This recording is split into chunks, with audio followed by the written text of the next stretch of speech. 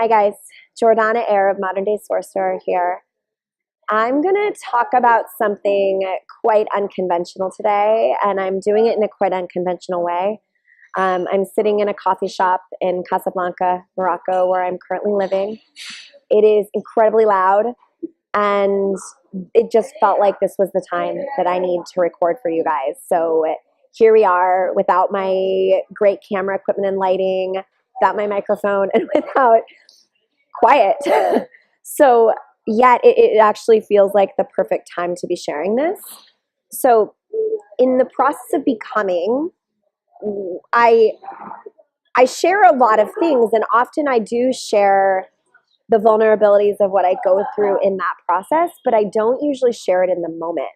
And I wanted to share with you guys while I'm pretty much in the midst of a really, really crunchy moment. So I woke up this morning. It is Thanksgiving back in the US.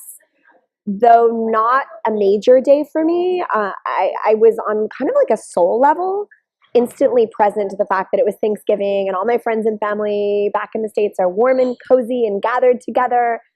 And here I was alone, and I'm actually going to cry alone. Like, yes, by choice, but alone in a country that's not celebrating it, which it's a country that I love, and I could go through all those reasons, but I wasn't present to those reasons this morning when I woke up. And so I went out for a walk, and I was like, I'm going to go find a coffee shop. I'm going to find a warm, cozy place to work from. It's freezing outside. As I walked outside, the sky opened up. It started pouring down rain. And it was like from there, one thing after another, and it got worse. It got worse because I didn't do the work before I left the house. I didn't allow myself the opportunity to go all the way within and see what was there. Instead, it was like on some kind of subconscious level, it was like, oh, well, it's Thanksgiving. I'm going to just be thankful. But the reality is that we can't always be thankful upon force. We can't always be thankful just because it's Thanksgiving or it's a day to be grateful or because someone says, just be grateful. I've actually been hearing that a lot lately, like been noticing people doing that with each other. And though we can be grateful simultaneously with other things, it's just so important to not run from what's true for us in that moment. And so I just wanted to share a bit about my process that I've been going through today for the last many hours and that I'm still kind of in the midst of. So I wanted to share 5 keys that came up for me today, like 5 tools that came up of like, well, what the F do you do when you're not thankful on Thanksgiving? What do you do when you're not grateful, but you feel like you should be? I guess it's 6 things because number 1, let go of the shoulds, right? It's like someone telling you how you should be or what should be going on for you that's not the way it really rolls in this human experience. You've really got to be exactly how you are in that moment. Okay, so that's actually number 1. I guess we're sharing 6 keys now. Number 2, so one thing that came up for me while I was really in the crunchiest of it, I was looking around and I was like, kind of in judgment of myself, in judgment of like, Jordanna, this is not who you are. Like I'm aware that I still look friendly to people when I think I'm not, because still for me, I've done enough work that it's still a lighter, more joyful space even when I'm in contraction or crunchiness. But for me, it was like, but I'm not as light and as loving right now as I could be. So I was in judgment of it. And that's the next key is like, can we just have compassion for ourselves? Can we allow our crunchy moments to bring us to a state of compassion? And when I really, really dropped into that and allowed it, it reminded me of the human experience in general. Don't you love how once I start recording a video, all of a sudden they start playing loud music in the background? So yeah, it reminded me of the human experience in general. And it brought me that compassion that I experienced for myself in the moment brought me to a state of greater compassion for humanity. We sometimes, it's human inclination sometimes to judge and to see someone else in the state of crunchiness, or like maybe that person appears angry when it seems like there's nothing to be angry about. And as deep and as deep and as deep as we can go, there's still going to be those layers within us that are scared of that other person's thing going on. And yet when we're in our thing, if we can use our thing to really remind us of the process, to remind us of our humanity, and therefore be able to see the projections of it outside of us. So it's like now I actually feel more allowing, that if I see someone walking down the street who seems like they're in a really bad space, like, can I give them even more love? Can I be less judgmental? Can I be, and not that I actually am judgmental towards that person, but it's like those subtle layers. Like, where can I be even more love for these other people in contraction? Because Lord freaking knows that we all go through it, right?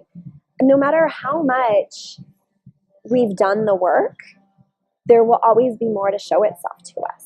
Always new layers. And so this moment today, this layer today has just been such a reminder of like the human experience is so full of subtleties and the crunchiest moments where I think I'm never going to get out of it.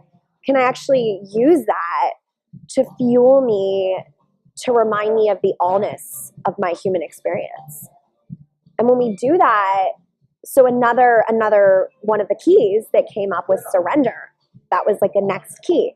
When we do that, when we're in surrender, when we allow ourselves to be compassionate first, it actually supports us in coming into a space of surrender.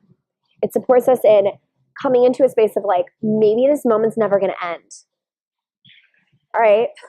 Maybe I'm apparently officially pissed off for the rest of my life. Maybe officially there's a dark cloud over me, and I'm just going to be feeding the wrong wolf, and that's not who I am, but apparently it's who I am now. Like, when we can really come to that space of compassion, it actually leads us into surrender, which is another one of those keys. When we can really surrender and be like, all right, I know this is coming up for a reason. I know this is actually an opportunity. I'm going to relax into it. I'm going to allow it to care for me. Now, I kind of did these out of order. Before surrender, we have to really choose to not force. So when we think that we should be doing something else, I said take out the shoulds, right? It's like another piece of that is that when we think that we should be, I thought today, well, I should be working. I told myself I would work today. Or, okay, I should be going to do this for myself, or I should be that. Like, I had all these ideas of what I could do with my time, but instead of just like, all right, I'm now out on the streets in the pouring down rain, but if I want to cry, can I just cry? If I want to just freak out, can I just freak out? So when we stop forcing it, it allows us to get fully present to the contraction, and that's actually all a contraction ever requires of us. It's really, truly all it ever requires. So number 5, once you've hit that point of surrender, that's when you can ask for guidance. That's when it's okay to be like, okay, well, what do you want from me? In that space of opportunity, right? To use myself as a continued example, I was very especially frustrated by the rain and by the cold because it's not my thing. Like, I don't really enjoy cold or rain. And yet, the guidance that I got to come to Morocco, and the guidance that I got once I was in Morocco to come to Casablanca and commit to being here for the next 3.5 months, which is, for me, a long time to commit to staying in one place up front. That guidance was really strong, really clear, and really strong guidance.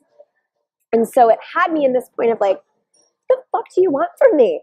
Like, you know I hate cold. You know that's not my choice or my desire. And yet you're telling me I have to be here. Okay, well, show me. Like, open it up for me. What's in this for me? Because I'm only going to do something when I know I can have that impact that you're asking me to have, God. So I dropped in and I asked for guidance. And in doing that, I was given a lot of little pieces. And those little pieces, though I'm still like just barely starting to feel better, those little pieces led me somewhere. And they led me to more of a space of being okay with what's in front of me. And what's interesting is as I was dropping in and asking for guidance, it was like one little piece would peel away and another little piece would peel away. And then I looked out and it was like, sun. Now it's actually starting to rain again. But I actually don't mind the rain as much because I got those brief moments of sun, and it was like it was almost like Source was talking to me. And when we ask for guidance, we will always be given some sort of an answer in our contraction.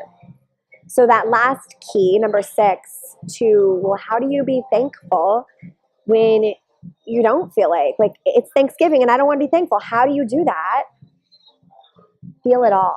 Allow yourself to feel it. So as you're receiving the guidance, there's going to be parts within you that are also co-created opportunities to feel your stuff. So everything that comes up for us that is something in our lives that we don't want, or that we're like in some way feeding that negative wolf that we know isn't the wolf we want to feed, until we get to the core of the feelings that want to move through us in that moment, we can't actually peel away or heal that layer that has us wanting to feed that negative wolf. Like earlier this morning, when I was first present to my contraction, I was like, all right, psyche, what are you trying to protect me from? And it was like it didn't have an answer because it was in protection mode. I could feel my psyche wanting to feed that negative wolf, and it was like, I can't tell you because I'm just scared. And when I just dropped into, okay, I'm just going to feel it, just going to feel it, just going to feel it. It was like my psyche didn't have much more to say anymore because the sensations in my body were able to guide me to the core of what was ready to heal. So those are the 6 keys. And the bottom line is that nobody can force you to be grateful.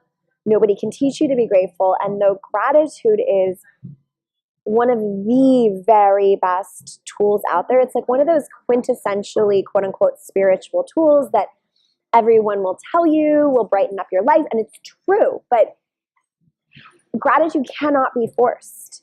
And like I said, it can come at the same time. So I was able to notice moments and like pieces of gratitude while I was in a space of feeling totally shitty. And it helps, but you can't force the like, hi, I'm just going to be totally grateful until you've really felt what's within and gotten the guidance for, well, what's coming up within you that's ready to be healed in this moment. So till you can find that compassion, find that surrender, stop forcing what you think you should be doing, all of those keys that I just mentioned, and then just come to the guidance and come to the feeling of it. Until you can do those things, the reality is there's no point in trying or forcing your gratitude. Because the gratitude is like the true gratitude is what can come from a space of having done the work. It's what can come from a space of leaning and surrendering into the contraction, the shitty moments. Because the shitty moments actually want to help you become the person you're here to be. So that's my more than 2 cents for today, Thanksgiving Day.